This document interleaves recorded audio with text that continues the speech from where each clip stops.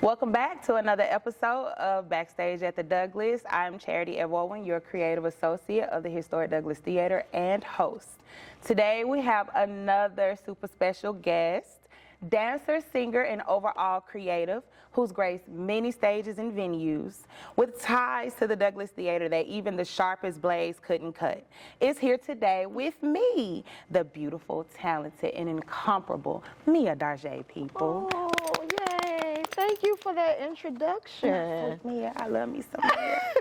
I love it. How are you doing today? I'm doing pretty good. That's good. All right, so we're going to jump right in, okay? I have a question for you. Okay. What was the moment that you decided, I am a creative, this is what I want to do? Oh my gosh, where do I begin? I think my first moments in knowing and learning that I was a creative is probably when I was at the Tubman Museum. I don't know if you guys remember, but back in the day when the Tubman was right over here behind us, they had a dance program there. And at the time, Miss Taryn Carter-Weish was my dance instructor. And then my sis, Miss Joanna Darty, she took that over and, you know, took the baton and ran with it. And that was my, I think, beginning of what I would call development, especially for stage. And, you know, my mom always said, you know, you're very artsy, because I would draw, and I played many instruments growing up. And so my first instrument was the piano. And it's kind of one of my regrets, because I did not, how do I put this? At a young age, I was already kind of playing advanced. And I didn't want to listen to the teacher, child. She was going too slow for me. So I did not finish piano lessons with her, but I'm gonna get back to it. Oh, it's never too late. Yes, that's the one thing that I'm hoping and praying that I can get back to real soon. But played the piano, the flute, the violin.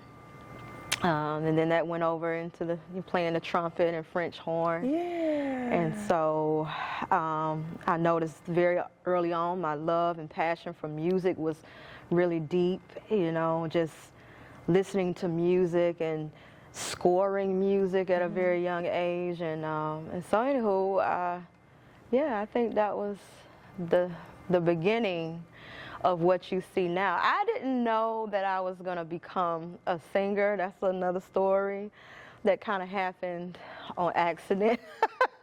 I don't believe in that. Accidents or coincidences. I think that it happened exactly how it was supposed to. I'll say this, it wasn't necessarily planned, because I was always someone that I didn't like the forefront. I can identify. Yeah, I didn't like the forefront. I just wanted to be behind the scenes. I just wanted to sing background, you know, or dance background, but I did not necessarily want to be up front. And I don't know if that just has to do with, you know, me just being a little shy, you know, and just wanting to hide behind everyone else. But, you know, God had other plans. Yeah, I mean, your light was shining too bright that even if you wanted to hide, you can't. So, I mean, all you have to do is just step straight into that, girl. Absolutely, absolutely. All right, my next question for you. What is your earliest or best, you can choose one or the other, memory here at the Douglas? Oh my gosh. So my earliest memory was I was a performer here. So I remember, again, being at the Tubman, and forgive me,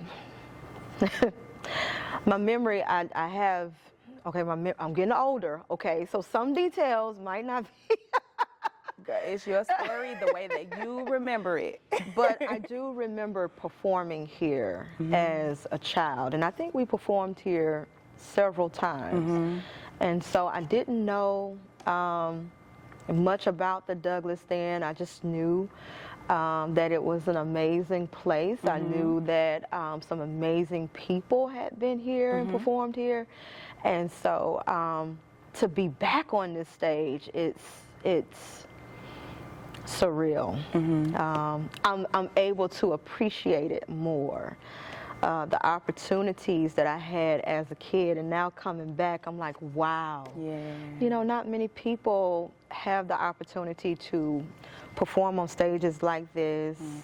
And so I don't take that lightly at all. I appreciate you saying that. This stage, a lot of people say old is historic. It holds so many memories of great people, including yourself. And so you're able to say that, like, yeah, great people performed here, but Mia, you perform here. When you walk in here, this is your stage as well. It feels like home. So, and that's exactly what it is. Like, literally, you are a great. So we greatly appreciate you coming back and coming to grace us with your presence and your light and your stage in the way that you do it. Absolutely. Thank you. Now, this is the part of the segment where we're going to play a little game. It's called This or That. I promise it's going to be short.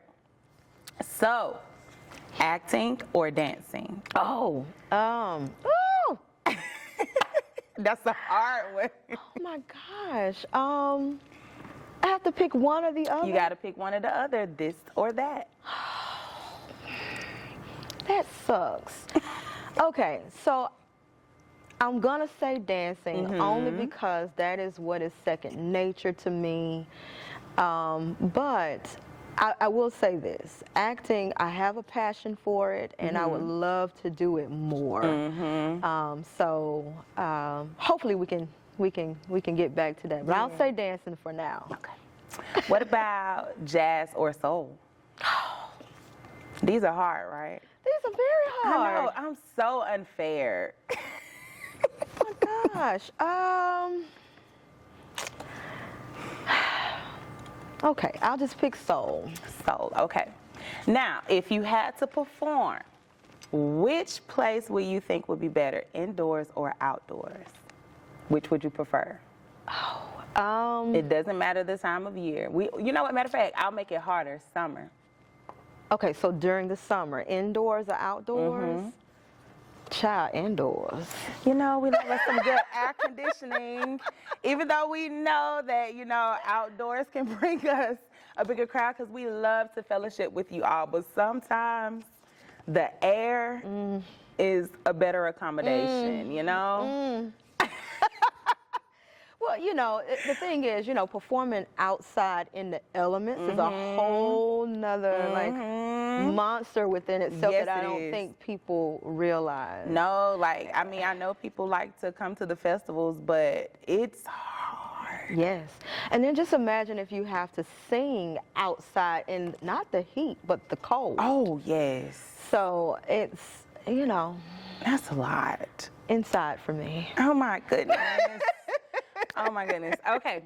So, Mia, let us know. What do you have coming up? Okay, so March the 22nd, which is a Sunday, right here at the Douglas Theater, we're celebrating the ladies of 90s R&B. So last year when I came, I did a little Mary J and I did a little, you know, Faith and a little Tony. But, you know, there are some more great artists during that time. Yeah. So we'll touch on those, but we're gonna add to that. And I don't want to say too much. Yeah, I got to get your wanna tickets to say come and too see. much. You know, I might have to do a little dancing. I might have to add a little dancing. So, you know, think of artists that danced. Oh, artists that dance. That is your only clue that you're getting before March 22nd. So please make sure you get your tickets. Visit us online at douglastheater.org or give us a call at 478-742-2000.